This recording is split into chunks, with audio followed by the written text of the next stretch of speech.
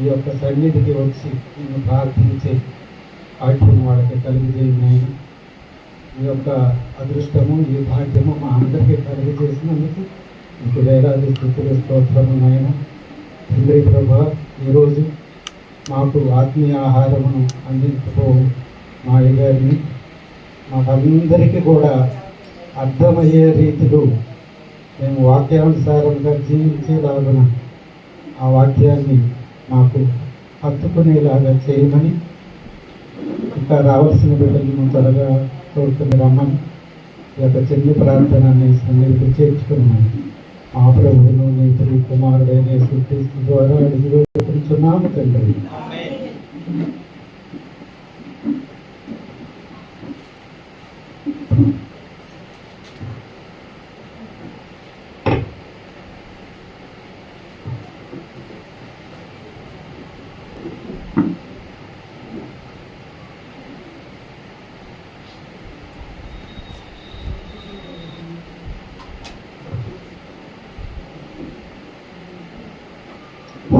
సరే, వాక్యం చదివిన సోదరులకు వందనాలు.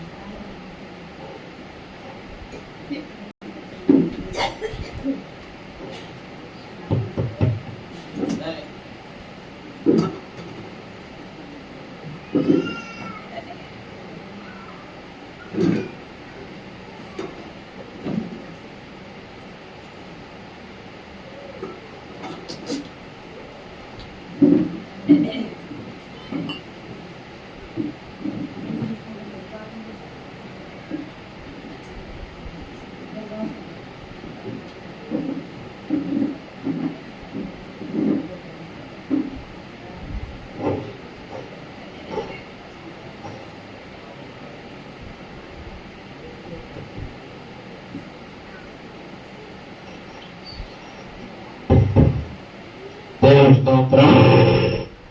ఈరోజు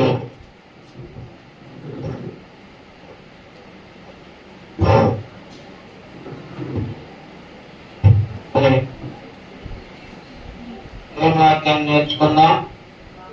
తండ్రి అయిన దేవుని ఆత్మతో శక్తితో ఆరాధించడానికి దేవుని సన్నిధికి మీరు వచ్చిన ప్రసిద్ధులైన సహోదరి సహోదరులందరికీ నా వందనాలు. ఈరోజు మనం నేర్చుకోబోతున్న అంశం పేరు ఏంటంటే, జీవితంలో అనేకమైనటువంటి మరి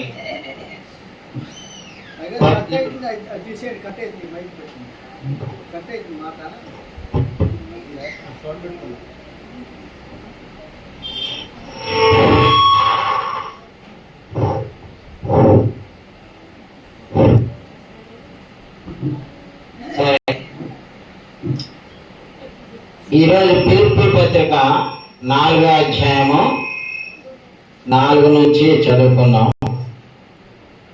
4 నుంచి 13 వచనాల వరకు ఉన్న విషయాల్ని మనం తెలుసుకుందాం. ఎందుకంటే క్రైస్తవ జీవితంలో అనేకమైన సమస్యలు, ఆటుపోట్లు, అనుకోని సమస్యలు వస్తూ ఉంటాయి. అలాంటి సమయాల్లో మనం ఎలా దేవుని స్తుతించగలమో అనే విషయాల్ని ఇక్కడ పౌలు గారు కూడా అనేక సమస్యల్లో ఉంటూ ఆ యొక్క బాధల్ని దిగమింగుకొని మరి దేవుని బిడ్డలుగా ఉండటానికి కావలసినటువంటి హెచ్చరికలను మనకి ఇక్కడ తెలియజేశారు. చదవండి.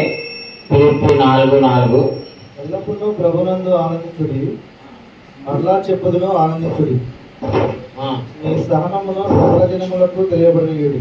అది ఎల్లప్పుడూ ప్రభునందు ఆనందించుడి, మరలా చెప్పుదును ఆనందించుడి. ఈ ఫిలిప్పీ పత్రిక రాసినప్పుడు పౌలు గారు ఎక్కడున్నాడో తెలుసా? ఎక్కడుండి రాశాడో తెలుసా ఈ పత్రిక ఫిలిప్పీలకి? ఆయన ఆనందించే స్థితిలో లేడండి. చెరసాల్లో పెట్టారు. చెరసాల్లో ఉన్నప్పుడు రాశాడు. చెరసాల్లో ఉన్నటువంటి పౌలు గారు బయట ఉన్న సంఘానికి ఏం చేయమని రాస్తున్నాడయ్యా? ఆనందించమంటున్నాడు. ఆనందించితే ఆయనేమో బాధల్లో ఉన్నాడు. బాధల్లో ఉన్నాడు, బయట ఉన్న వాళ్ళు ఆనందించమంటున్నాడు. యాక్చువల్గా వీళ్ళు ఆయనకి ఏం చేయాలంటే, అయ్యా పౌలు గారు నువ్వు జైల్లో ఉన్నావు, మరి నీకు తిండి ఎలా ఉందో, బట్టలు ఉన్నాయో లేవు, మరి ఎన్ని బాధలు పడుతున్నావు ఏంటో అని చెప్పి ఆయనకి రాయాలి ఓదార్పు లెటరు. కానీ ఆ బాధల్లో, ఇరుకుల్లో, ఇబ్బందుల్లో, సమస్యల్లో ఉన్న ఆయన వీళ్ళకి ఏమని రాస్తున్నాడు? ఎల్లప్పుడూ ప్రభువునందు ఆనందించండి, మరలా చెప్పుదును ఆనందించుడి. అంటే ఈయన బాధల్లో ఉన్నా కానీ, సిచ్యుయేషన్స్ ఏమైనా సరే ప్రభువులో ఆనందం ఉంది, బాధపడద్దు, ఆ బాధల్లో మీరు ఉన్నా కానీ ఆనందించండి ప్రభువులో. ఎందుకంటే ఆ సిచ్యుయేషన్స్ని దేవుడు మంచిగానే మార్చగలడు అన్న నమ్మకం మీరు కలిగి ఉండండి అని చెప్పి రాశాడు అనమాట. ఇదే పత్రికలో 3వ అధ్యాయం 1వ వచనం కూడా చూడండి అయ్యా. ఫిలిప్పీ 3:1. నెట్టుకు నా సహోదరులారా, ప్రభునందు ఆనందించుడి. అదే సంగతులను మీకు రాయటం నాకు కష్టమైనది కాదు, మీకు అది క్షేమకరం. అదండి, మెట్టుకు నా సహోదరులారా ప్రభునందు. ఇక్కడ కూడా ఏం చెప్తున్నాడండి? ప్రభునందు ఆనందించమనే చెప్తున్నాడు. ఈ పత్రిక నిండా చాలాసార్లు ఆ మాట వస్తుంది. కాబట్టి ప్రభునందు మనము ఆనందించాలంటే ప్రభువులో ఎల్లప్పుడూ ఒక స్థిరమైనటువంటి విశ్వాసంతో ఉండాలి అనేటటువంటిది ఆయన ఉద్దేశం అండి. బాధలు వస్తాయి, సమస్యలు వస్తాయి, ఆర్థిక సమస్యలు అవ్వచ్చు, ఆత్మీయ సమస్యలు అవ్వచ్చు, లేకపోతే అనారోగ్య సమస్యలు అవ్వచ్చు, అనుకోకుండా జరిగే యాక్సిడెంట్స్ అవ్వచ్చు, లేకపోతే క్లోజ్ పీపుల్ ఎవరైనా సరే చనిపోయే అవకాశం, హార్ట్ బ్రేకింగ్ ఇన్సిడెంట్స్ కూడా ఉండొచ్చు. బట్ సిచ్యుయేషన్స్ ఏమైనా ఉండని, ప్రభువులో మనల్ని ఏం చేయమంటున్నాడమ్మా? ఆనందించమంటున్నారండి. మనం పండక్కి కొత్త బట్టలు లేకపోతే ఎడుపుతా కూర్చుంటాం. ప్రభువులు ఆనందించడం అంటే అది కళ్ళ ముందు కనపడే భౌతికమైన వాటిని కాదండి. ఈ లోకంలో ఉన్న వాళ్ళకుంది మాకు లేవని ఏడ్చేవాళ్ళు చాలా మంది ఉంటారు. ప్రభువునందు ఉన్నటువంటి బిడ్డలో అసలు ఈ భౌతికమైనటువంటి వాటి గురించి పట్టించుకోకూడదండి. ఉన్నా లేకపోయినా ప్రభువునందు ఆనందించటమే దేవుడు కోరుకుంటున్నాడండి. ఏం చెప్తున్నాడండి? ఎల్లప్పుడూ ఆనందించమంటున్నాడు. ఒకసారి 1 కొరింథీ 16:14 కూడా చూడండి. 1 కొరింథీ 16:14. మీరు చేయ కార్యములన్నీ ప్రేమతో చేయండి. చెప్పనిటి వారు అకాయక పరమఫలమైన 1 కొరింథీ 16:13 కూడా చదవండి. మెలకువగా ఉండుడి. అది ఈ క్రైస్తవ జీవితం ఎప్పుడు కూడా ఎలర్ట్ గా ఉండాలనేది ఆయన చెప్తున్న మాట. మెలకుగా ఉండుడి, విశ్వాసమందు నిలకడగా ఉండుడి, దోషము గలవారైండుడి, బలవంతులైండుడి, మీరు చేయ కార్యములన్నీ అదండి ప్రేమతో చేయాలి. ఎప్పుడు కూడా ఆ ప్రేమ, ఆ దేవుని విషయంలో ఉండాల్సినటువంటి విశ్వాసము ఎలా ఉండాలంటే నిలకడగా ఉండాలండి. సిచ్యుయేషన్స్ బట్టి, ఫ్లక్చువేషన్స్ బట్టి మన విశ్వాసం ఫ్లక్చువేట్ అవ్వకూడదండి. ఫ్లక్చువేషన్స్ వస్తుంటాయి జీవితంలో, అనేకమైనటువంటి అనుకోని సమస్యలు వచ్చి పడుతూనే ఉంటాయి. మనం ఊహించాం. ఒక్కరోజునే జీవితం తల్లకిందులు అయిపోలేదా? ఎవరిదండి? ఎవరి జీవితం ఒక్కరోజులేనే? యోబు గారికి. మరి ఆయన ఆయనకు వచ్చినటువంటి హార్ట్ బ్రేకింగ్ న్యూస్ ఎవరికీ రాలేదు. కానీ ఆయన దేవుడి మీద ఏమాత్రం కూడా నిందలేదు. తాను అవి ఎందుకు వచ్చినా ఆయనకే తెలియదు. అవి ఎందుకు వచ్చినాయండి? ఆయన తప్పు చేశాడా? అది పరలోకంలో జరిగింది. దేవుడితో వాదించాడు సాతానుడు, నువ్వు ఇవన్నీ తీసేస్తే నిన్న అసలు దేవుడు అని కూడా స్తుతించడం తీసే అన్నాడు. సరే తీసేసుకోపో అని దేవుడు వాడికి ఇచ్చాడు. ప్రతిదీ ఒక్క రోజులోనే మొత్తం పోయినాయి. 7,000 గొర్రెలు పోయినాయి, ఒంటెలు పోయినాయి, ఎద్దులు, ఆఖరికి 7 కొడుకులు 3 కుమార్తెలు కూడా ఒక్క రోజులోనే. సో మొత్తం హార్ట్ బ్రేకింగ్ న్యూస్ అన్ని ఒకే ఒక్క రోజులో జరిగాయి. అయినా కానీ ఆయన ఎలా తీసుకున్నాడో మన జీవితంలో కూడా అనుకోని విషయాలు జరిగినప్పుడు మన విశ్వాసం విషయంలో నమ్మకంగా ఉండటం ఎప్పుడు కూడా మర్చిపోకూడదండి. అలాగే ఇప్పుడు 5వ వచనం చదవండి. ఫిలిప్పీ పత్రిక 4వ అధ్యాయం 5వ వచనం. ఎల్లప్పుడూ ప్రభువునందు ఆనందించే విశ్వాసం, స్థిరమైన విశ్వాసం, తొట్టుపడని విశ్వాసం. సాతానుడు ఏం చేస్తాడంటే మనల్ని షేక్ చేయాలని చూస్తాడండి, మనల్ని కదిలించాలని, తలకిందులు చేయాలని, పరిస్థితుల్ని ఒక్క రోజులోనే వచ్చిపడేటట్లుగా చేస్తాడు అనుకోని సంఘటనలు. అలాంటి సమయాల్లో మనం ఎలా ఉండాలంటే ప్రభువునందు ఉన్నాం కాబట్టి ప్రభువే చూసుకుంటాడని మనం ఆనందించాలండి. ఎల్లప్పుడూ మనం ఏం చేయాలంటమ్మా? కష్టాల్లో, సుఖాల్లో, దుఃఖంలో, ఆనందంలో, బాధల్లో కూడా ప్రభువు చూసుకుంటాడులే అని చెప్పి ధైర్యంగా ఉండాలి. అందుకే ఎల్లప్పుడూ ప్రభువునందు ఆనందించండి అన్నాడు. మళ్ళా 5వ వచనం ఏమన్నాడు?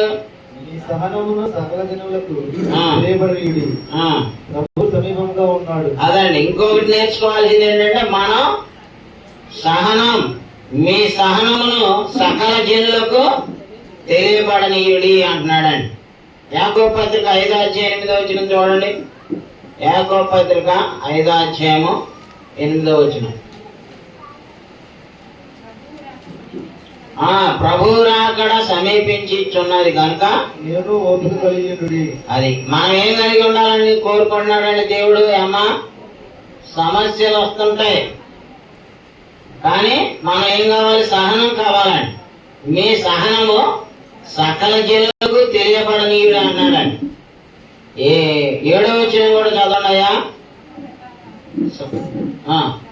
సహోదరులారా ప్రభువు రాకడ వరకు ఓపిక కలిగి ఉండాలండి. మన జీవితంలో, మన కుటుంబాల్లో, మన క్రైస్తవ జీవితంలో సిచ్యుయేషన్స్ ఏమై ఉన్నప్పటికీ మన ఓర్పు సహనంతో వాటిని జయించగలగాలండి. అందుకే చెప్తున్నాడు, సహోదరులారా ప్రభువు రాకడ వరకు ఓపిక కలిగి ఉండి. చూడండి ఒక ఉదాహరణ చూపిస్తున్నాడండి. వ్యవసాయకుడు తొలకరి వర్షమును, కడవరి వర్షమును సమకూడు వరకు విలువైన భూఫలము నిమిత్తము ఓపికతో కాచుకొనుచు దాని కొరకు కనిపెట్టును కదా అన్నాడు. అంటే వ్యవసాయదారుడు ఏం చేస్తాడండి? ఒక విత్తనం వేస్తాడు, వరి నాటుతాడు, అది వాళ్ళ నాటంగా తెల్లారిపాటికి పండి ఇంట్లోకి వచ్చేస్తున్నాయి ఒడ్లు. ఎన్ని నెలలు పడుతుందండి? చాలా. ఆయన ఏం చేయాలి? దానికోసం ఎంత ఎదురు చూడాలి, మళ్ళీ కలుపులు పీకుతూ ఉండాలి, పురుగుల మందు వేస్తూ ఉండాలి. సో ఇవన్నీ చేయడానికి ఏం కావాలండి? ఓపిక, సహనం కావాలి. సో క్రైస్తవులుగా మనకు కూడా ఏది లేకపోయినా, ఒకవేళ అనుకూల సంఘటనలు ఏది జరిగినా మనం గాబరా పడి బెంబేలు పడిపోకూడదండి. వీ నీడ్ పేషెన్స్, సహనం, ఓర్పు కావాలండి.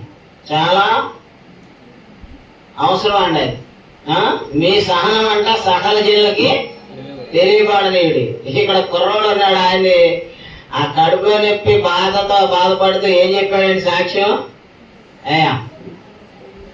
దాన్ని తట్టుకునే శక్తిని మాని ప్రార్థన చేస్తున్నాను అన్నాడు. అవునా? అది సహనం అంటే. ఆయన సహనం మీ అందరికి, నాకు కూడా ఇన్స్పైరింగ్ గా ఉంది. తెలుసా? ఉందా? అంత సహనం ఉందా? మనకి ఏ చిన్న సమస్య వచ్చి పడినా ఎక్కడ లేని గగ్గోలు పెడతా ఉంటాం. ఆ చిన్నపిల్లవాడిని చూసి మనం నేర్చుకోవాలండి. సహనం, ఓపిక మనకుంటే అది ఇతరులకు కూడా ఇన్స్పైరింగ్ గా ఉండాలండి. అందుకే చెప్తాడు మీ సహనము సకల జిల్లకు. అందుకే వ్యవసాయకుడుకు ఉన్నటువంటి ఓపిక క్రీస్తునందున్న సహోదరి సహోదరులైన మనందరికీ అవసరం అండి. మనందరికీ అవసరం అండి. ఈవెన్ నాకు కూడా అవసరమే. స్వార్థ పనికి చేస్తున్నంత మాత్రాన నాకు కూడా సమస్యలు వచ్చినప్పుడు వాటి నుంచి జయించబడాలంటే దేవునికి ప్రార్థన చేసుకోవటం, ఆయన చిత్తానికి విడిచిపెట్టడమే. అప్పుడే అవి ఏ సమస్యలైనా వాటిని తట్టుకోవడానికి శక్తిని అని ప్రార్థన చేయాలండి మనం. అర్థమవుతుందా? అందుకే చెప్తాడు వర్షములు సమకూడు వరకు కడవల వర్షం తొలకల వర్షం కూరి అవన్నీ అయిపోయాక ఆ భూఫలం అంటే ఒడ్లు లేకపోతే గోధుమలు వాట్ ఎవర్ ఇట్ మేబీ మొక్కజొన్నలో అండి దాని గారు ఏమైనా వేసారా పంటలో? ఏమీ లేదా? ఈ వర్షాలు లేవు. మరి ఎంత కష్టమండి అవి వచ్చేదాకా. పంట వేసినప్పుడు అవి వచ్చేదాకా ఎంత ఓర్పు ఉంటుందో. క్రైస్తవ జీవితానికి కూడా దేవుని బిడ్డలో సహనం కలిగి ఉండాలని చెప్తున్నాడు. ప్రభువు రాక సమీపించుచున్నది కనుక మీరును ఓపిక కలిగి ఉండుడి. మీ హృదయములను అదండి మన హృదయాలని స్థిరంగా ఉంచుకోవాలండి. మనం ఫ్లక్చువేషన్స్ వస్తూ ఉంటాయి లైఫ్లో అనేకం. ఫైనాన్షియల్ గా అవ్వచ్చు, హెల్త్ పరంగా అవ్వచ్చు, లేకపోతే మన సన్నిహితమైన వాళ్ళు చనిపోవడం ద్వారా అయి ఉండొచ్చు, లేదా ఇంకేదైనా ఆపదల్లోనైనా పడిపోయి ఉండొచ్చు. వాట్ ఎవర్ ఇట్ మేబీ వాటిలన్నిటినీ ప్రభువుకి అప్పచెప్పుకుంటే సహనం కలిగి ఉంటే దేవుడు మనకి ఆ లాస్ట్ గా పొందబోయే నిత్య జీవాన్ని ఇస్తాడండి. మధ్యలో తొట్టుపడేవాళ్ళు ఆ ఆశీర్వాదాలని పొందుకెళ్ళారు. తర్వాత 4వ అధ్యాయం 6వ వచనం చూడండి. ఫిలిప్పీ పత్రిక. అదండి, దేనిని గూర్చి చింతపడకుడి గాని ప్రతి విషయంలోనూ ప్రార్థన విజ్ఞాపనముల చేత కృతజ్ఞతాపూర్వకముగా మీ విన్నపములు అది. మనకి సమస్యలు ఉంటాయి, ప్రాబ్లమ్స్ ఉంటాయి, అనుకోనిటువంటి సంఘటనలు జరుగుతూ ఉంటాయి. అయినా కానీ చింతపడటం ప్లేస్ లో ఏం చేయాలి? చింతపడటం కన్నా ప్రార్థన చేస్తే ఏదైనా దేవుడు దారి చూపిస్తాడని. చింతపడతా కూర్చుంటే మనాదులు ఎక్కువైపోతాయి, బీపీలు పెరిగిపోతాయి, షుగర్లు పెరిగిపోతాయి, హార్ట్ స్ట్రోకులు కూడా వస్తాయండి. భయపడటం వల్ల చింతపడతాం అనేది దేవుడు ఎప్పుడు చెప్పలా.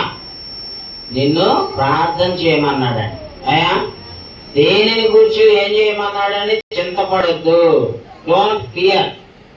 కానీ ఏం చేయమన్నాడు? తిరిగొబ్బమల్లా పైకల దాకా ప్రార్థించాలి. దేనిని గురించి చింతపడకూడదు, బెంబేలు పడకూడదు.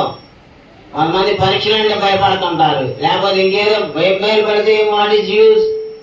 దేనైనా ప్రెషర్ని దేవుడికి అప్పచెప్పాలి, ప్రభువుల నుంచి శాంతిని సంపాదించుకోవాలండి.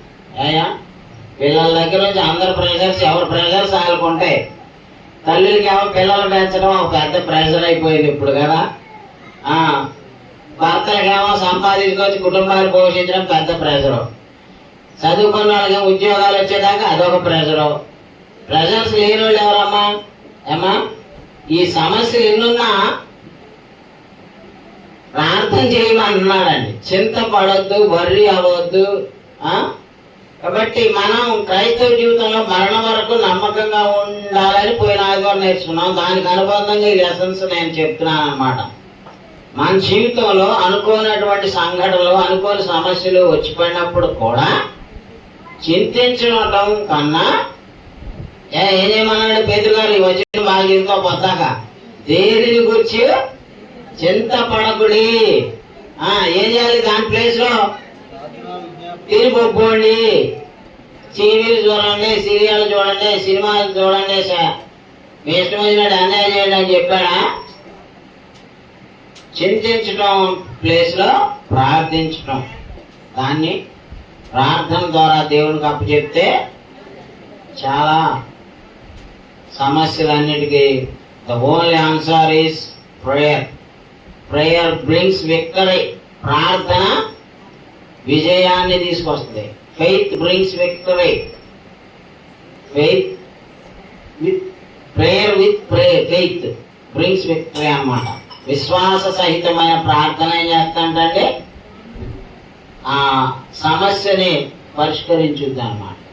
ఆ సమస్యని పరిష్కరించేటటువంటి ఒక మార్గాన్ని చూపిస్తాడు. అందునయ్య. కాబట్టి దేనిని గురించి మనం ఏం చేయకూడదమ్మా చెప్పండి. దేనిని గురించి చింతపడదా కూర్చోమన్నాడు ఆ దేవుడు? ప్రార్థించమన్నాడు. ప్రార్థన చేయండి. సమస్య ఏదైనా సరే దానికి దేవుడే పరిష్కారం చూపిస్తాడు అన్నమాట.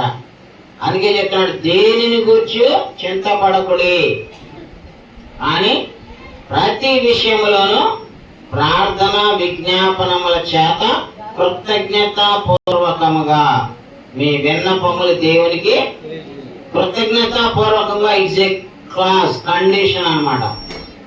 కృతజ్ఞతాపూర్వకంగా అంటే ఏంటంటే, దేవా మాకు ఇప్పటి వరకు మీరు ఎన్నో మేలులు చేశారు, ఎన్నో సమస్యలు పరిష్కరించారు, ఎన్నో విధాలుగా మమ్మల్ని ఆదుకొని ఈ రోజు వరకు మమ్మల్ని బతికించారు, అందుకు నీకు స్తోత్రాలు అని చెప్పి ఇప్పటి వరకు మనకు చేసిన మేళ్ళన్నిటికీ కృతజ్ఞతాస్తుతులు చెబుతూ దేవుని ఇప్పుడున్న సమస్య నుంచి బయటపడయ్యాయని ప్రార్థన చేయాలి. అది కృతజ్ఞతాపూర్వకంగా అంటే saying thanks for the past blessings. గతంలో దేవుడు ఇచ్చిన మేళ్ళకి ఏం చేయాలి?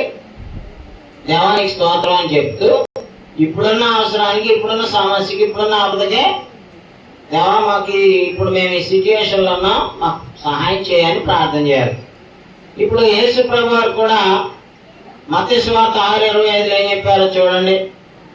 కాబట్టి ఒక క్రైస్తవుడు చింతపడాల్సిన పని లేదు. చింతపడటం స్థానంలో ప్రార్థించటం, అది కూడా కృతజ్ఞతాపూర్వకంగా మన అవసరాలు దేవునికి కృతజ్ఞతాపూర్వకంగా దేవా నీవు ఇప్పటి వరకు మాకు సజీవులుగా ఉండే భాగ్యం ఇచ్చావు, నేను స్తుతించే భాగ్యం ఇచ్చావు, ఇప్పుడు కూడా మాకు ఈ అవసరం ఉంది, మాకు ఈ ఆపద ఉంది, మాకు సహాయం అవసరం అని చెప్పి ఏం చేయాలంటండి? కృతజ్ఞతాపూర్వకంగా దేవుణ్ణి అడగాలంటండి. చింతించకుడి అంటున్నాడండి. 6:25 అందువలన నేను మీతో చెప్పినదేమనగా ఏమి తిందుమో ఏమి త్రాగుదుమో అని. అందుకోండి, ఏమి తిందుమో ఏమి త్రాగుదుమో అని మీ ప్రాణము గూర్చి అయినను, మీ ప్రాణమును గూర్చి అయినను, ఏమి ధరించుకుందుమో అని మీ దేహమును గూర్చి అయినను చింతింపకుడి. అదే ఏం చేయాలంటున్నాడండి?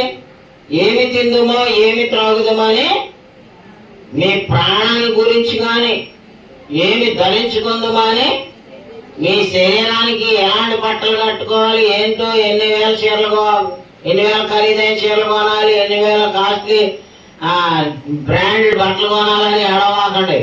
చింతించొద్దు అన్నాడండి. తినటానికి తిండి లేదే, ఇవాళ మాంసం లేదే, ఇవాళ బిర్యానీ లేదా అని ఎడవాకండి.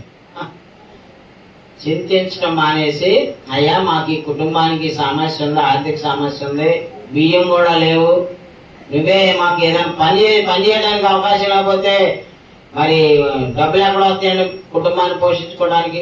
ఉద్యోగం లేని వాళ్ళకి ఉద్యోగాలు లేకపోతే కుటుంబాన్ని ఎలా బతికించుకోగలుగుతాం? జీతాలు లేకపోతే. అలాగే వ్యాపారాలకు వెళ్తున్నారు చాలా మంది. ఇదివరకు వ్యాపారాలు బాగా జరిగాయి, ఇప్పుడు లేవు అంట. మరి అవన్నీ ఆడు కొంటేనే కదా మనకి ఏదైనా డబ్బులు రూపాయో 10 రూపాయలు మిగిలేది. సో ఇటువంటి తినడానికి లేకపోయినా, ఉండటానికి లేకపోయినా, ధరించుకోవడానికి లేకపోయినా ఏడవగొద్దు, చింతించొద్దు, ప్రార్థించు అంటున్నాడా? చింతించమన్నాడా ప్రార్థించమన్నాడా?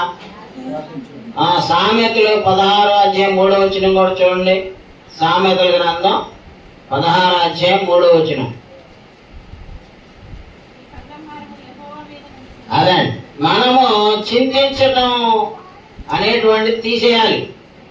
మీ పనుల భారము యెహోవా మీద నుంచుము, అదండి. నీ యొక్క భారాలు ఏమైతున్నాయో యేసు ప్రభువు వారు ఏం చెప్తున్నారని, ప్రయాసపడి భారము మోసుకొంచున్న సమస్త జనులారా నా యొద్దకు రండి, నేను మీకు విశ్రాంతి ఇస్తాను. పిలుస్తున్నాడా లేదా? యేసు పిలుచుచుండే, యేసు పిలుచుచుండే, పాప భారం మోసే నిన్ను యేసు పిలుచుచుండే. అండి మన పనులు భారం మనం చేయలేని ఉంటాయి, many beyond our limits, beyond our ability, మన శక్తికి మించినవి, మన అనూహ్యంగా అనుకోనటువంటివి, మెనీ ఫ్లక్చువేషన్స్ వస్తూనే ఉంటాయి మన జీవితంలోనికి. జీవితం అంటేనే అది. అలాంటి సిచ్యుయేషన్స్ లో కూడా ఏమన్నాడండి, నీ పనుల భారమును యెహోవా మీద నుంచుము. అదండి, ఎప్పుడు మన ఉద్దేశాలు సఫలమవుతాయండి, మనం పనుల భారాన్ని దేవుని మీదకి ఉంచినప్పుడు, ఉంచగలిగినప్పుడు దేవుడు మన పనులను సఫలం చేస్తాడండి. అలాగే రోమాపత్రిక 1:8 కూడా చూడండి. మీ విశ్వాసము సర్వలోకమున ప్రచురము చేయబడుచుండుటను బట్టి మొదట మీ అందరి నిమిత్తము యేసుక్రీస్తు ద్వారా నా దేవునికి కృతజ్ఞతాస్తుతులు చెల్లించున్నాను. అదండి మన విశ్వాసం అంట. సమస్యల్లో, బాధల్లో, ఇరుకులు, ఇబ్బందుల్లో ఉన్న సిచ్యుయేషన్స్ లో మనం కదలకుండా మెదలకుండా స్థిరంగా ఉన్నట్లయితే అలాంటి వ్యక్తుల విశ్వాసము చాలా గొప్పదని వేరే చోట్ల కూడా మన గురించి సాక్ష్యంగా ఉంటుందండి. అందుకే చెప్తున్నాడు, మీ విశ్వాసము సకల జనులకు తెలియబడినట్లుగా అంటున్నాడండి. అలాగే ఇప్పుడు ఫిలిప్పీ పత్రిక 4:7 చూడండి.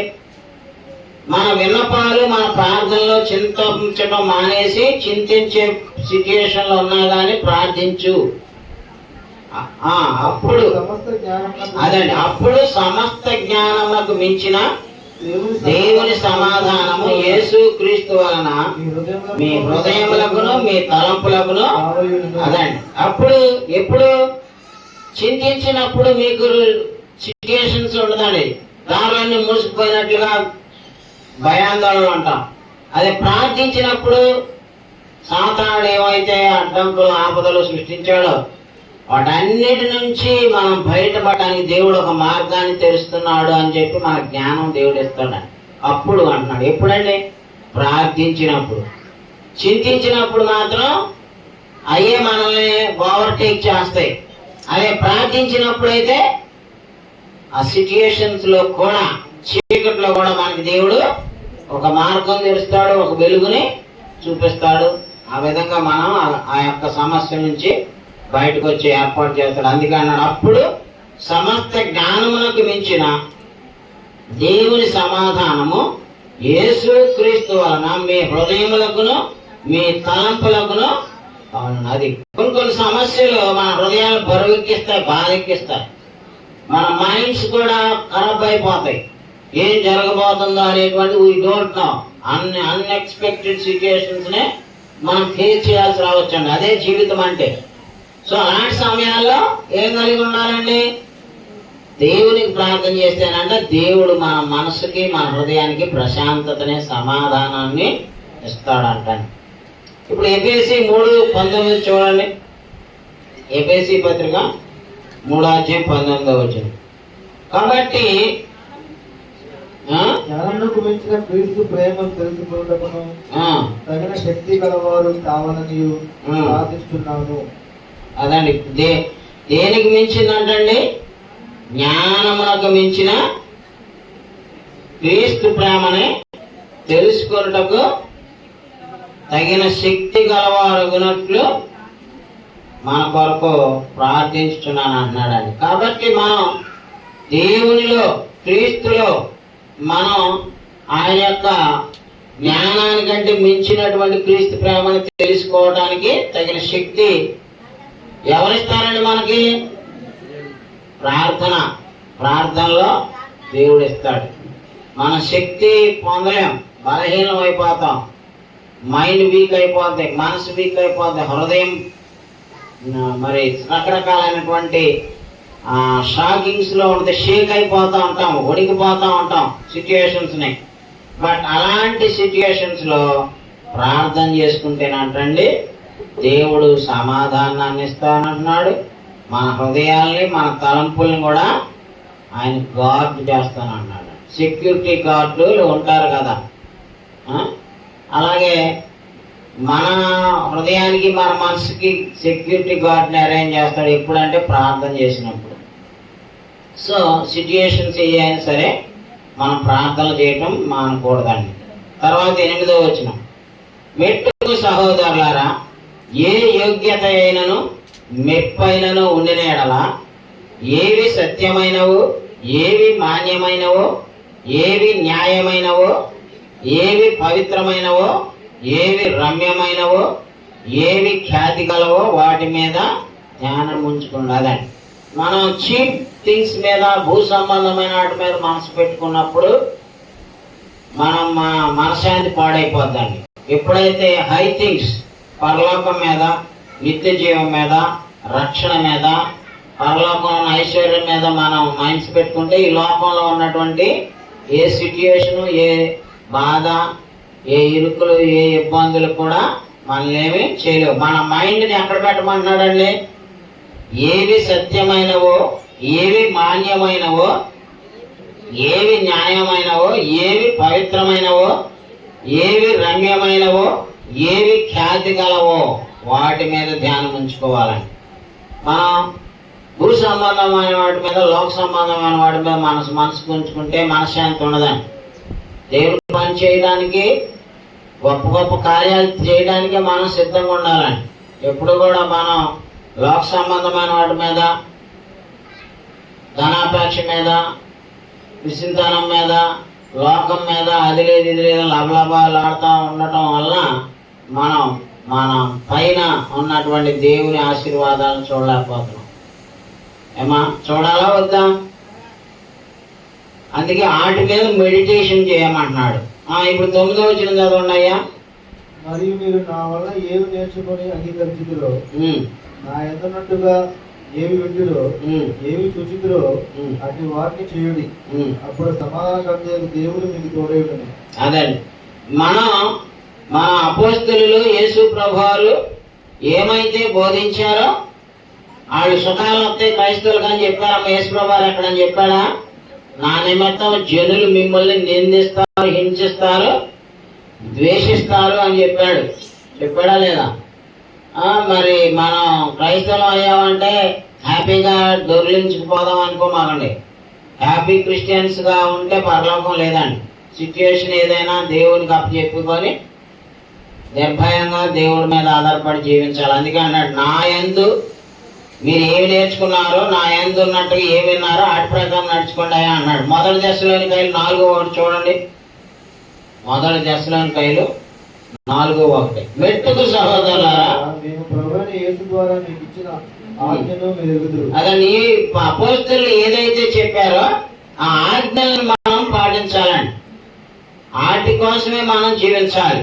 అందుకే 3:17 కూడా చెప్తున్నాడు ఫిలిప్పీ పత్రికలో, సహోదరులారా మీరు నన్ను పోలి నడుచుకునండి, మేము మీకు మాదిరి ఉన్న ప్రకారము నడుచుకుని వారిని ఊరిపెట్టి చూడు. అదే క్రీస్తుని పోలి నేను నడుచుకుంటున్నాను, అలాగే మీరు నన్ను పోలి నడుచుకోండి అన్నాడా లేదా?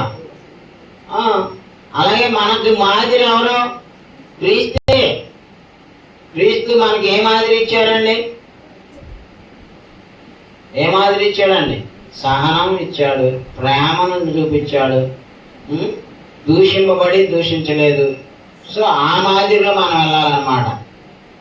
అలాగే 10వ వచనం, నన్ను గూర్చి మీరు ఎన్నాళ్ళకు మరలా యోచన చేయసాగితరని ప్రభువునందు మిక్కిలి సంతోషించితిని. ఆ విషయంలో మీరు యోచన చేసి ఉంటిరి, కానీ తగిన సమయము దొరకలేదు అన్నాడు. అంటే ఈయనగా జైల్లో ఉన్నాడు, చెరసాలలో ఉన్నాడు. ఆయనకి ఏదైనా సహాయం చేద్దాం, దేవుని పనిలో ఏదైనా ఆయనకి చెరసాల్లో ఉన్నవాడికి ఏముంటాయండి? బయటికి వెళ్ళి సంపాదించుకుంటాడా? ఏదైనా చేయగలుగుతాడా? మరి ఆయనకి ఏం చేశారు ఈ ఫిలిప్పీ సంఘం? ఫిలిప్పీ సంఘం ఆయన దగ్గరికి కొన్ని సహాయాలు పంపించారు. ఆర్థిక సహాయము, బట్టలు, వస్తువులు, ఆయన రాసుకోవడానికి పెన్ను, చర్మపు కాగితాలు కూడా వీళ్ళే పంపించారండి. బికాస్ హీఈస్ ఇన్ ప్రిజన్, చెరసాల్లో ఉన్నాడండి. చెరసాల్లో ఉన్నవాడికి ఏం చెప్తారా? ఇవ్వరు కదా. అలాంటి సిచ్యుయేషన్లో ఉండి ఇలా రాస్తున్నారండి ఈ ఉత్తరం పత్రిక ఈ ఫిలిప్పీలకి. వాళ్ళు ఏం చేస్తున్నారంటే పౌలు గారికి మేము సహాయం చేయాలి, ఆయన అవసరాలు తీర్చాలి కాబట్టి ఆ విషయం ఈయనకి తెలియజేశారు కొంతమంది వచ్చి. అందుకనే ఉన్నారు, అయ్యా మీరు అప్పుడు చేద్దాం అనుకున్నారు కానీ అప్పుడు దొరకలేదు, ఇప్పుడు నా గురించి మీరు సహాయం చేయాలని ఆలోచిస్తున్నారు. సో మీరు ఆ విషయంలో ఆ విధంగా ఆలోచిస్తున్నందుకు నాకు చాలా సంతోషం. కానీ 11 వచ్చి ఒక ఇంపార్టెంట్ థింగ్ చెప్తున్నాడు చూడండి. నాకు పొదుపు కలిగి ఉండగా ఇలాగ చెప్పట్లేదు, నేను ఏ స్థితిలో ఉన్నాను ఆ స్థితిలో సంతృప్తి కలిగి ఉన్నా నేర్చుకుని. అదేండి పౌలు గారి యొక్క మాదిరి ఇక్కడ కనపడుతుందండి. ఏమంటున్నాడు? నేను ఏ స్థితిలో ఉన్నానో ఆ స్థితిలో సంతృప్తి కలిగి ఉండాలని నేర్చుకున్నానయ్యా అంటున్నాడు. ఇది లేకపోతేనే మనం సమస్యల్లో పడుతుంటాం. పౌలు గారు ఏమంటున్నారయ్యా? నేను ఏ స్థితిలో ఉన్నా సరే, పొదువు ఉంది ఈయనకి, పొదువు ఏమి ఉండవు కదా అక్కడ, ఏమి ఎవరు ఆయనకి చెరసాల్లో ఉన్నాడు. ఆ చెరసాల్లో ఉన్నటువంటి స్థితిలో ఉన్నా కానీ నాకు దేవుడు ఇక్కడుండి సువార్త చెప్పన్నాడు, ఈ స్థితిలోనే ఉండటం నేను నేర్చుకున్నాను అంటాడు. చూడండి 1 తిమోతి 6:6 చూడండి. 1 తిమోతి 6:6. కాబట్టి మనం ఏ స్థితిలో ఉన్నా సరే ఆ స్థితిలో సంతృప్తి కలిగి ఉండాలి, కంటెంట్మెంట్ అన్నమాట. అదిగోండి, సంతృష్టి సహితమైన దైవభక్తి గొప్ప లాభసాధనమైనది. అదండి. ఏ భక్తి? సంతృప్తితో ఉన్నదాంతో దేవుడిచ్చాడు చాలు, ఎందుకంటే నేను ఎక్కువగా దురాశ ఉండకూడదని చెప్పి ఆ దేవుడిచ్చిన స్థితిలో దేవుడిచ్చిన వాడితో తృప్తి చెంది చేసుకునే భక్తే గొప్ప లాభసాధనం అంట. మనం గొప్ప ధనవంతులు అయిపోవాలని కాదు. ధనవంతులు ఎవరంటే ధనవంతులు ఎవరు? ఉన్నదాంతో తృప్తి చెందేవాడండి. ఎంతున్నా నీకు తృప్తి లేదనుకో, నువ్వు దరిద్రుడివి, భావదారిద్ర్యం అంటారు దాన్ని. ఉన్నదాంతో తృప్తి చెందేవాడు ధనవంతుడు అండి. చాలా మంది పక్కన వాడిని చూసి ఎడుక్కుంటారు. ఆ 2 కాళ్ళ వాడిని చూసి లేనివాడిని చూస్తే 2 కాళ్ళు ఉన్న మనం ధన్యులమా కాదా? మరి అది మనకున్న దాంతో తృప్తి చెందడం నేర్చుకున్నాడు పౌలు గారు. తను ఏ స్థితిలో ఉన్నా సరే, చెరసాల్లో ఉన్నా, బయట ఉన్నా, ఇబ్బందుల్లో ఉన్నా, తిండి లేకపోయినా, తిండి ఉన్నా, సిచ్యుయేషన్ బట్టి ఆయన విశ్వాసాన్ని పాడు చేసుకోలేదండి. ఏ సిచ్యుయేషన్లోనైనా సరే దాన్ని భరించడానికి, ఆ సిచ్యుయేషన్లో సంతృప్తి చెందడానికి నిర్ణయించుకున్నాను. చదవడం కింద కూడా 7-8 కూడా అదండి. ఇది నేర్చుకోవాలండి. మనం ఈ లోకంలోనికి ఏమీ తేయలేదు, దీనిలో నుండి ఏమీ తీసుకొని పోలేము. కాగా అన్న వస్త్రములు గలవారమై ఉండి వాటితో తృప్తి పొంది ఉందము. ఏమండి, మనం ఇప్పుడు ఎన్ని తీసుకొచ్చామా? ఇవన్నీ మనం మొత్తం తీసుకొచ్చామా? పిల్లలు కొడుతుంటారు కదా, వాళ్ళు మొత్తం తీసుకొస్తారా? తీసుకొచ్చామా? నువ్వు కానీ నేను కానీ ఆయన తీసుకొచ్చామా? ఏమా వెళ్ళేటప్పుడు తీసుకెళ్తామా? మనం ఈ లోకంలోనికి ఏమీ తేలేదు. ఈ వస్తువులు, ఈ వాహనాలు, వెండి బంగారాలు, బిల్డింగ్స్, కార్లు, motor cycle, nothing we brought in to this world. ఈ లోకంలోనికి మనం ఏమీ తీసుకొని రాలేదు, మళ్ళీ ఇక్కడ నుంచి ఏమీ తీసుకొని పోలేము. సో ఇంకెందుకు, దేవుడు ఇచ్చాడు అన్న వస్త్రాలు, ఓకే, దేవుడు ఇచ్చాడు ఇల్లు చాలు, దేవుని స్తోత్రం, ఉన్న వాటితో తృప్తి పొంది ఉండమన్నాడు. అన్న వస్త్రములు గలవారమైండి వాటితో ఏం చేయాలంటండి, తృప్తి పొంది ఉందాము. ఇంకా చదవండి, ధనవంతులగుటకు అపేక్షించే వారు శోధనలోను ఉరిలోను అవివేక యుక్తములను హానికరములనైన అనేక దురాశల్లోనూ పడుదురు. అట్టి మనుషులను నష్టములోను నాశనములోను ముంచివేయి. ఎందుకనగా ధనాపేక్ష సమస్తమైన కీడులకు మూలం. కొందరు దానిని ఆశించి విశ్వాసములని తొలగిపోయి నానా బాధలతో తమ్మును తామే ఏమా, ఎవరు నానా బాధలు పడేది? ధనాపేక్ష పర్లేండి, ఉన్నదాంతో తృప్తి చెందిన వాళ్ళు. మోసాలు చేసి, దోపిడీలు చేసి, దొంగతనాలు చేసి, ఇలాంటి పనులు చేసే వాళ్ళు ఏమవుతున్నారండి, జైలు పాలు అవుతారు. కాబట్టి అలాంటివి ఉండకుండా దేవుడు ఏదైతే ఇచ్చాడో దాంతో మనం తృప్తి చెంది ఉంటే అప్పుడు మనకి ఏ బాధ ఉండకుండా దేవుడు చూసుకుంటాడు. అలాగే హెబ్రీ పత్రిక 4:6 కూడా చూడండి. కాబట్టి మనం ఎప్పుడూ కూడా దేవుడికి మొరపెడుతూ ఆయన ఇచ్చిన వాడితో తృప్తి చెందుతూ జీవించగలిగినప్పుడు మనమే ధనవంతులమండి. కాగా ఎవరో కొందరు విశ్రాంతిలో ప్రవేశించున్న మాట నిత్యము కనుకను ముందు సువార్త విన్నవారు అవిధేయత చేత ప్రవేశింపలేదు కనుకను నేడు మీరు ఆయన మాట వినేలా మీ హృదయంలోనే కఠినపరుచుకున్నాడు కూడా వెనుక చెప్పబడిన ప్రకారము ఇంతకాలమైన తర్వాత దావీదు గ్రంథంలో నేడని ఒక దినమును నిర్ణయించున్నాడు. అదే మనం ఏం చేసామో ఏం చేయాలండి, ఆయన మాట వింటే మన హృదయాలు ఏం చేసుకోకూడదండి, కఠినం చేసుకోకూడదు. మన హృదయాలు సిచ్యువేషన్స్ బట్టి కొన్ని ఉన్నటువంటి పరిస్థితుల వల్ల మన హృదయం కఠినం అయిపోద్ది. కానీ వాక్యం ద్వారా మన హృదయాలను ఏం చేయకూడదు, కఠినం చేసుకోకుండా వాక్యానికి లోబడినప్పుడు మనం హాయిగా సంతోషంగా జీవించగలుగుతాం అన్నమాట. తర్వాత సామెతల గ్రంథం 23:7 కూడా చూడండి. సామెతల గ్రంథం 23:7.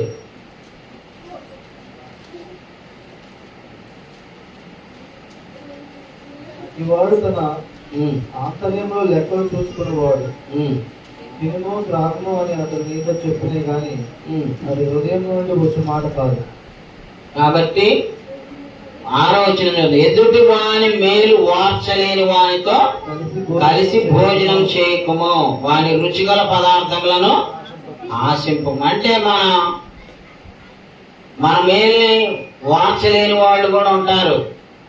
మన మీద మన సమస్యలు ఉంటే సంతోషించే వాళ్ళు కూడా ఉంటారు. అయినా కానీ మనం ఏం చేయకూడదు అంటే తొట్టు పడకూడదు. అదే చెప్తున్నాడు అన్నమాట దాని యొక్క ఉద్దేశం. అలాగే 11వ వచనం చదివాం కదా, ఇప్పుడు 12వ వచనం చదవండి. దీన స్థితిలో ఉండనెరుగుదును, సంపన్న స్థితిలో ఉండనెరుగుదును, ప్రతి విషయంలోను అన్ని కార్యములలోను కడుపు నిండి ఉండుటకును ఆకలి కొని ఉండుటకును సమృద్ధి కలిగి ఉండుటకును లేమిలో ఉండుటకును నేర్చుకుని ఉన్నాను. అది మనం కూడా ఏం నేర్చుకోవాలంటండి, ఏమా, దీన స్థితిలో ఉండాల్సి వచ్చినా దీన స్థితిలో ఉండటం నేర్చుకోవాలంట. సంపన్న స్థితిలో ఉండటం కూడా నేను ఎరుగుదును, ప్రతి విషయములలోను అన్ని కార్యములలోను కడుపు నిండి ఉండుటకును ఆకలి కొని ఉండుటకును సమృద్ధి కలిగి ఉండుటకును ఏమా లేమిలో ఉండుటకును నేర్చుకును. అది నేర్చుకోవాలండి మనం చాలా విషయాల్లో. అన్నీ ఉన్నప్పుడు కాదు, ఏమీ లేకపోయినప్పుడు కూడా, కొన్ని సమస్యలు కొరతలు ఉన్నప్పుడు, కొన్ని ఇబ్బందులు ఉన్నప్పుడు కూడా మనం వాటిలో కూడా గెటాన్ అవడానికి నేర్చుకోవాలంటాడు. ఎప్పుడు ఈ లైఫ్ నేర్పిస్తానే ఉంటుందమ్మా. నేర్చుకోవాలా వద్దా? 1 కొరింథీ 4:11 చూడండి. తర్వాత 2 కొరింథీ 11:9 చూడండి. 1 కొరింథీ 4:11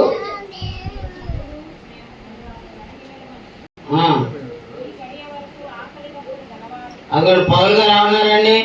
మీరు ఘనమైన వాళ్ళయ్యా, మేము ఘనహీనము. ఈ గడియ వరకు మేము ఆకలి దప్పులతో నానా బాధలు పడతాం. అంటే సరైన తిండి లేదు అపోస్తులకి, సేవకైతే వెళ్తున్నారండి. బట్టలు కూడా సరైన లేవు అంటండి పౌలు గారు కట్టుకోవడానికి. విడుగుద్దులు తింటున్నారండి. పౌలు గారు ఎన్ని సుఖాన్ని బతికాడా దైవులు బిడ్డలంటే. నిలవరమైన నివాసము లేక ఉన్నాము. చూసారా పౌలు గారు అపోస్తులు ఎన్ని బాధలు పడ్డారో తెలుసండి సేవ కోసం. స్వార్థ అంటే అది ఈజీ మ్యాటర్ కాదండి, ఈజీగా జరగదండి. దానికోసం చాలా సాక్రిఫైస్ చేయాలి. అందుకే చెప్తున్నాడు. అలాగే 2 కొరింథీ కూడా చూడండి 11:9. 2 కొరింథీ 11:9. మరియు నేను మీ యొద్ద ఉన్నప్పుడు నాకెక్కడ కలిగి ఉండగా నేను ఎవరి మీదనూ భారం మోపలేదు. మాసిదోనియా నుండి సహోదరులు వచ్చి నా అక్కడ తీర్చిది. అదే పౌలు గారు కొరింథీయులకు చెప్తున్నాడు. వాళ్ళ దగ్గర సువార్త సేవ చేస్తున్నప్పుడు వాళ్ళకి ఎవరు సహాయం చేశారంటే మాసిదోనియా సంఘస్థులు వీళ్ళకి తిండి భత్యం అవన్నీ పంపిస్తే అవి తినుకుంటా వీళ్ళకి సేవ చేశాడంట. అర్థమైనా? సేవ అనేది, కుటుంబ జీవితం అనేది, క్రైస్తవ జీవితం అనేది అది అంత ఈజీ కాదండి. చాలా కష్టాలు ఉంటాయి. అందుకే పౌలు గారు వాళ్ళకి చెప్తున్నాడు అనమాట. 27 వచనం కూడా చదివయ్యా 11వ అధ్యాయంలోనే. మాసిదోనియా సంఘస్థులు వచ్చి వీళ్ళకి సహాయం చేశారు. ఆయన సువార్త పని చేస్తున్నాడు కాబట్టి.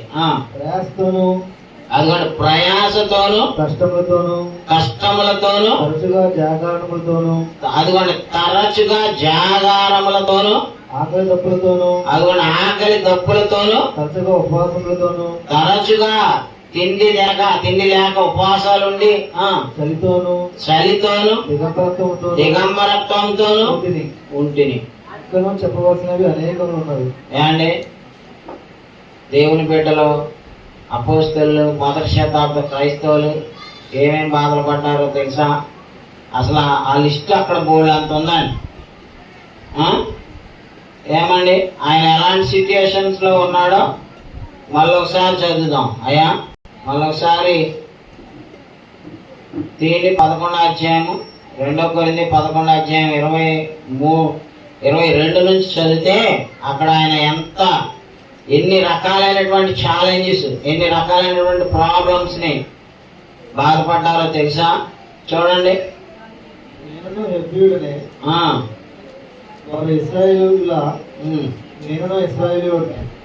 వారు అబ్రహాము సంతానమా, నేను అటువాడిని. వారు క్రీస్తు పరిచారకులా మాట్లాడుచున్నాను. నేను మరి ఎక్కువగా క్రీస్తు పరిచారకులను మరి విశేషముగా ప్రయాసపడుతుంది. అదిగోండి పౌలు గారు ఇంకా లిస్ట్ ఇక్కడ చెప్తున్నాడండి. మరి విశేషముగా ప్రయాసపడితిని, అనేక పర్యాయముల చెరసాలలో ఉంటిని. అదిగోండి 1-2 సార్లు కాదండి పౌలు గారిని చెరసాలలో వేసింది దేవుడు బిడ్డల దేవుని సువార్త పని కోసమని. అనేక పర్యాయములు చెరసాలలో ఉంటిని, అపరిమితముగా దెబ్బలు తిన్న, అపరిమితం అన్లిమిటెడ్.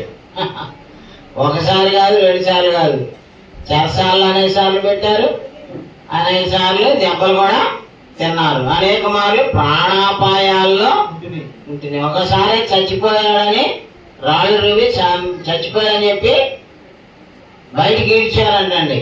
రాళ్ళు రువి అక్కడ ఈ కొనియలో. మరి అయినా కానీ మళ్ళీ దేవుడు ఆయనకి బతికే అవకాశం ఇస్తే బతికి మళ్ళీ సేవలోకి వెళ్ళాడని. అందుకే అన్నాడు అనేక మార్లు ప్రయాణాపాయములలో ఉంటిని, యూదుల చేత 5 మార్లు 1 తక్కువ 40 దెబ్బలు తింటిని, 3 మార్లు బెత్తములతో కొట్టబడి తిని, 1 సారి రాళ్లతో కొట్టబడి తిని, 3 మార్లు ఓడ పగిలి శ్రమ పడి తిని, 1 రాత్రి మగళ్ళు సముద్రములోనే గడిపి తిని, అనేక పర్యాయములు ప్రయాణములలోను, నదుల వలనైన ఆపదలలోను, దొంగల వలనైన ఆపదలలోను, నా స్వజనుల వలనైన ఆపదలలోను, అన్యజనుల వలనైన ఆపదలలోను. చూడండి ఎన్ని ఆపదలండి, ఎన్ని రకాలైన ఆపదలండి. ఇన్ని ఎప్పుడైనా మనకు వచ్చినాయా? మనం హ్యాపీగా బతుకుతున్నాం, హ్యాపీగా ఆరాధించుకుంటున్నాం, హ్యాపీగా తిరుగుతున్నాం. కానీ పౌలు గారు అపోస్తలు సుఖసుఖాన్ని బతకలేదండి. ఎన్నో సమస్యలు, ఎన్నో ఆపదలండి. పట్టణములు ఆపదలలోను, అరణ్యములు ఆపదలలోను, సముద్రములు ఆపదలలోను, కపట సహోదరుల వలన ఆపదలలోనూ ఉంటుంది. చూసారు, ఆపదలు ఇవన్నీ భరించారండి. మనం కొన్ని తెచ్చిపెట్టుకునే ఆపదలు, మనం తెచ్చిపెట్టుకునే బాధలు, తెచ్చిపెట్టుకునే సమస్యలు, తెలిసి తెలియక తీసుకునే తొందరపాటు నిర్ణయాల వల్ల కూడా ఆపదలు వస్తుంటాయి. కానీ ఇక్కడైతే ఇవి ఆయన స్వార్థానికో సొంతంగా ఏదో తప్పుడు పని చేసినందుకు రాలా ఇన్ని ఆపదలు. ఇవన్నీ ఎందుకు వచ్చినాయండి ఆయనకి? దేవుడి పనిలో స్వార్థ ప్రకటిస్తున్నందుకని. ప్రయాసతోనూ కష్టములతోనూ, తరచుగా జాగరణములతోనూ, ఆకలి దప్పులతోనూ, తరచుగా ఉపవాసములతోనూ, చలితోనూ, దిగంబరత్వంతోనూ ఉంటిని. ఇంకనూ చెప్పవలసినవి అనేకములున్నవి. ఇవిను గాక సంఘములన్నిటిని గురించిన చింతయు కలదు. ఈ భారము దినదినములు నాకు, ఇది భారం అండి. ఏమా స్వార్థ పని ఒక భారం. నేను స్వార్థ పనిలో ఇన్నేళ్ళు 35 ఏళ్ళ నుంచి బతుకుతున్నానంటే నేను ఎన్ని భారాలు ఎన్ని బాధలు పడుతున్నాను తెలుసా? మీరు అనుకుంటారు వస్తున్నారు ఏదో దేవుడికి ఇవ్వాలనుకుని చందా వేస్తున్నారు, వెళ్ళిపోతున్నారు. కానీ నేనే ఎక్కువ భారం భరించాల్సి వస్తుంది. ఇప్పుడు వారానికి ఒక బైబిల్ క్లాస్ బయటకు వెళ్ళాల్సి వస్తుంది తెలుసా? వారానికి ఒక 10,000 కావాలి, నెలకి 40,000 ఓన్లీ బైబిల్ క్లాసులకి, భోజనాలకి, మా ట్రావెలింగ్కి, వెళ్ళి రావడానికి. నాతో వచ్చే వాళ్ళకి తెలుస్తాయి. మీరు వాళ్ళని పెద్దలు వస్తారంటే ఒక్కరు రారు, ఎవరు అడ్రస్ దొరకరు. ఆదివారం దాటితే నా ఎంలోకి చూడండి, అక్కడ వాళ్ళకి భోజనాలకు కానీ ఛార్జీలకు కానీ నాకు వారానికి 10,000 బడ్జెట్ ఓన్లీ స్వార్థ పనికి. రేపు గురువారం కూడా రంగంపేట మండలం ఈస్ట్ గోదావరి వెళ్ళాలి. వాళ్ళు బైబిల్ అడుగుతారు, బుక్స్ అడుగుతారు, భోజనాలకు కూడా సహాయం. మళ్ళీ పెట్రోల్ ఎంత అవుతుందో తెలుసా? 200 పైన ఉంటుంది. అది 200 కిలోమీటర్ల పైన పెట్రోల్కి 7,000 అవుతాయి. టోల్ గేట్లే 1,200 దాకా అవుతాయండి. మరి ఇవన్నీ భారమా కాదా? మరి ఇవన్నీ ఉన్నాయి కదా, నేను బెబ్బేరు పడతానా? పట్టణం దేవుడే చూసుకుంటాడు. సో స్వార్థ పనిలో ఉండే భారాలు మాకుంటాయి, కుటుంబాల్లో ఉండే భారాలు మీకుంటాయి, సమస్యలు ఉంటాయి. What ever it may be. చింత కూడా ఉంటుంది. చింత ఉంటుందా ఉండదా? కుటుంబ సభ్యుల గురించి ఉంటుంది, కొడుకుల గురించి ఉంటుంది, కూతుర్ల గురించి ఉంటుంది, రకరకాలైన ప్రాబ్లమ్స్ ఉంటాయండి. బట్ వీటన్నిటిలో కూడా చింతించడం మానేసి ఏం చేయాలి? మనం ప్రార్థించాలి. ఇక చివరగా 13వ వచనం చదువుకుందాం. ఫిలిప్పీ పత్రిక 4:13 చదవండి. ఇది చాలా అద్భుతమైనటువంటి వచనం అండి. నన్ను బలపరచు వాని అందే నేను సమస్తమును చేయగలను. అయ్యా, ఎవరి ద్వారా మనం ఏదైనా చేయగలుగుతామా? నన్ను బలపరిచే క్రీస్తునందు నేను సమస్తం చేయగలను. మీకుండే సమస్యలైనా నాకుండే సమస్యలైనా సిచ్యుయేషన్స్ ఏదైనా సరే మనల్ని బలపరుస్తానికి ఒక ఆయన రెడీగా ఉన్నారు. ఎవరు?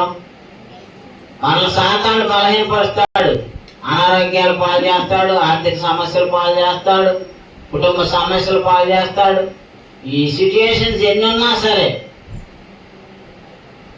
మనం దేవుడి మీద ఆధారపడితే we will gain strength through Christ. నన్ను బలపరచు వాని అందే నేను సమస్తమును చేయగలను. ఆర్థిక సమస్యలు అవ్వచ్చు, అనారోగ్య సమస్యలు అవ్వచ్చు, అనుకోని సమస్యలు అవ్వచ్చు, వాట్ ఎవర్ ద సిచ్యుయేషన్, మనం మనల్ని బలపరిచే దేవుడి అందు మనము సమస్తము చేయగలము అనే నమ్మకంతో మనం జీవించాలి. ఇప్పుడు 2 కొరింథీ 12:9 చూడండి. 2 కొరింథీ 12:9.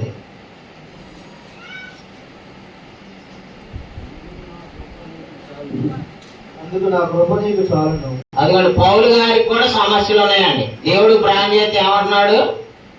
ఆ కృప నీకు చాలును. బలహీనత యందు నా శక్తి పరిపూర్ణ. అటువంటి బలహీనతలో, నీ బలహీనతల్లోనే నా శక్తి పరిపూర్ణమవుతుంది. ఆయన నాతో చెప్పాను. అని నాతో చెప్పాను. కాగా క్రీస్తు శక్తి నా మీద అటువంటి క్రీస్తు శక్తి నా మీద నిలిచియుండు నిమిత్తము విశేషముగా నా బలహీనతల యందే అటువంటి విశేషముగా నా బలహీనతల యందే సంతోషంగా అతిశయపడుచున్నాను. నేను బహు సంతోషంగా అతిశయపడుతున్నాను అండి. బాధల్లోనే పౌలు గారు సంతోషిస్తా అతిశయపడుతున్నాను అంటున్నాడు. నాకేమన్నా లేకపోయినా దేవుడే చూసుకుంటాడు అనే విషయం ప్రభు ఏం చెప్పాడండి పౌలు గారికి? నా కృప నీకు చాలయ్యా, నువ్వు అది లేదు ఇది లేదని బాధపడొద్దు అన్నాడు. మన పాటలు పాడతాం బాగానే, చాలు నయా చాలు నయా నీ కృప నాకు చాలు నయా అని పాడతాం. కానీ ఏ చిన్న ప్రాబ్లం వచ్చినా ఇక అవన్నీ మర్చిపోతాం. అన్నీ మర్చిపోయి లభోదీపం అని కొట్టుకుంటూ ఉంటాం. అలాగా దేవుడి మీద ఆధారపడదాం. అది ఏ సమస్య అయినా అవ్వచ్చు, ఏ సిచ్యువేషన్ అయినా అవ్వచ్చు. ఏమా అన్ని సందర్భాల్లో అన్ని సమయాల్లో దేవుడి మీద ఆధారపడదాం. అలాగే ఎఫెసీ 3:16 చూడండి. మీరు అంతరంగ పురుషుని యందు శక్తి కలిగి ఆయన ఆత్మ వలన బలపరచబడినట్లుగాను క్రీస్తు మీ హృదయములలో విశ్వాసము ద్వారా నివసించినట్లుగాను తన మహిమైశ్వర్యము చొప్పున మీకు దయచేయవలనని మీరు దేవుని సంపూర్ణత యందు పూర్ణులగునట్లుగా ప్రేమ యందు వేరు పారి స్థిరపడి సమస్త పరిశుద్ధులతో కూడా దాని వెడల్పు పొడుగు లోతు ఎత్తు ఎంతో గ్రహించుకొనుటకును జ్ఞానమునకు మించిన క్రీస్తు ప్రేమను తెలుసుకొనుటకును తగిన శక్తి గలవారు కావాలని ప్రార్థించుతున్నాను. అదే శక్తి మనకి ఎక్కడ వస్తుంది? ప్రార్థనలో వస్తుంది. ప్రార్థన లేకపోతే బలహీనం అయిపోతాం. మన సాతానుడు షేకాడిస్తూ ఉంటాడు. మన హృదయాల్ని, మన మనసుని ఒక ప్రశాంతంగా ఉండనీడు, షేక్ చేస్తుంటాడు మనల్ని. సో దేవుడే చూసుకుంటాడు, దేవుడే ఉన్నాడు అనే విశ్వాసంతో మనం ఉండాలి. అలాగే 1 తిమోతి 1:12 కూడా చూడండి. 1 తిమోతి 1:12 పూర్వము దోషకుడను హింసకుడను హానికరుడనైన నన్ను తన పరిచర్యకు నియమించి. అదిగోండి, పూర్వము దోషకుడను హింసకుడును హానికరుడనైన నన్ను తన పరిచర్యకు నియమించి నమ్మకమైన వారిగా నన్ను ఎంచినందుకు నన్ను బలపరిచిన. అదండి, ఎవరు బలపరిచారంటే ప్రభు యేసు పౌలు గారిని. అయ్యా నన్ను బలపరచిన ప్రభు అయిన మన ప్రభు అయిన క్రీస్తు యేసుకు కృతజ్ఞత. అదండి, మనల్ని బలపరిచేవాడు ఉన్నాడు ప్రభు. మన సిచ్యుయేషన్స్, మన కుటుంబ సభ్యులు, మన పిల్లలు మనల్ని బలహీనపరచవచ్చు, మనల్ని బాధలు పెట్టవచ్చు. బట్ అన్ని సిచ్యుయేషన్స్ లో మనం బలపరిచేది ఎవరంటండి? నన్ను బలపరిచిన మన ప్రభు అయిన యేసుక్రీస్తుకు నేను కృతజ్ఞత. అది స్థిరపరచువాడవు, బలపరచువాడవు, పడిపోయిన చోటే నిలబెట్టువాడవు, హెచ్చించువాడవు, కనపరచువాడవు. ఇంకేమన్నా? ఏమైనా చేయగలవు, కథ మొత్తం మార్చగలవు, నీ నామముకే మహిమంతా తెచ్చుకొందువు. ఏమైనా చేయగలవు, కథ మొత్తం మార్చగలవు, నీ నామముకే యేసయ్యా యేసయ్యా నీకే నీకే సాధ్యము. యేసయ్యా యేసయ్యా నీకే నీకే సాధ్యము. పౌలు గారిని బలపరిచాడు యేసుక్రీస్తు ప్రభు. నిన్ను బలపరచడా? నిన్ను బలపరచడమ్మా, నమ్ముతున్నారా? మన సిచ్యుయేషన్స్, మన ప్రాబ్లమ్స్, మన జీవితాలను షేక్ చేసేటువంటి మన చుట్టుముట్టిన మనల్ని బలపరిచేది ఎవరండి? నన్ను బలపరచు క్రీస్తు యేసునందు నేను ధైర్యంగా ఉన్నానని చెప్పేవాళ్ళు ఆమె చెప్పండి. ఆమె ఎందుకంటే he will give strength in our weaknesses. నా బలహీనతల్లో నా ప్రభు బలం నాకు చూపిస్తున్నాడని. నీ బలహీనతల్లో ఉన్నప్పుడు, నీ సమస్యల్లో, ఇరుకుల్లో, ఇబ్బందులు ఉన్నప్పుడు హీ విల్ ప్రొవైడ్ స్ట్రెంగ్త్. వాటిని ఫేస్ చేయడానికి, వాటిని అటు నుండి బయటికి రావడానికి ధైర్యాన్ని, శక్తిని ప్రార్థన ద్వారా దేవుడు మనకిస్తున్నాడు. అందుకే చివరిగా రామపత్రిక 8:35 నుంచి చదువుదాం. క్రీస్తు ప్రేమ నుండి మనలను ఎడబాపు వాడేవాడు శ్రమ అయినను, బాధ అయినను, హింస అయినను, కరువు అయినను, వస్త్రహీనత అయినను, ఉపద్రవమైనను, ఖడ్గమైనను మనలను ఎడబాపున. ఇందును గూర్చి వ్రాయబడినదేమనగా, నిన్ను బట్టి దినమెల్లా మేము వధింపబడిన వారము, వధకు సిద్ధమైన గొర్రెలమని మేము ఎంచబడిన వారం అయినను మనలను ప్రేమించిన వారి ద్వారా మనము వీటన్నిటిలో అత్యధిక విజయం పొందుతున్నాం. అది సిచ్యుయేషన్స్, ప్రాబ్లమ్స్, ఆపదలు ఏనున్నా సరే వీటన్నిటిలో నుంచి మనకు విజయం ఇస్తానన్నాడు. ఎవరండి? మనల్ని ప్రేమించిన ప్రభు ద్వారా. మనల్ని ప్రేమించింది ఎవరమ్మా? భర్త ప్రేమ తాత్కాలికం, భార్య ప్రేమ తాత్కాలికం, పిల్లల ప్రేమ తాత్కాలికం, తల్లిదండ్రుల ప్రేమ తాత్కాలికం. బట్ మనల్ని ప్రేమించే అసలైన ప్రేమికుడు ఎవరో?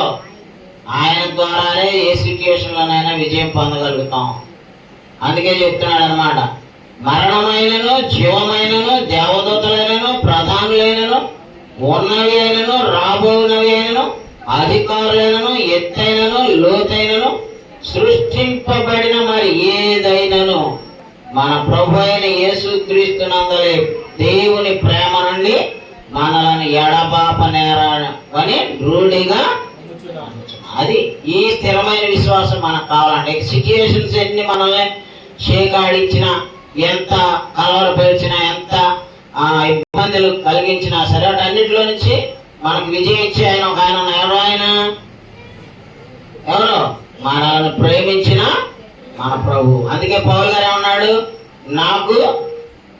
నన్ను బలపరిచిన ప్రభు అయిన యేసుక్రీస్తుకి నేను కృతజ్ఞుడనై ఉన్నాను. సో మరి సిచ్యుయేషన్స్ మనకు అనుకూలంగా లేనప్పుడు మనం ఏం చేయాలండి? చింతపడదామా? ప్రార్థించుదాం. Thank you. వందనాలు. God bless you.